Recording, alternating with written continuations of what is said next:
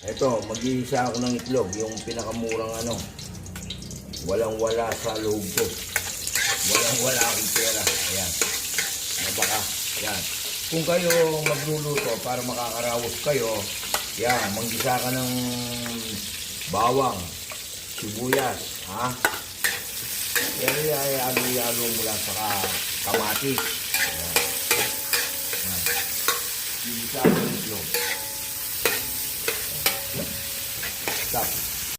Ito, lalagay ko na yung itlog. Ayan. Nilagay ko na yung itlog. Kaya makakaraos kami. Ano yung mga puo yan. O, di siya. O, lagay mo.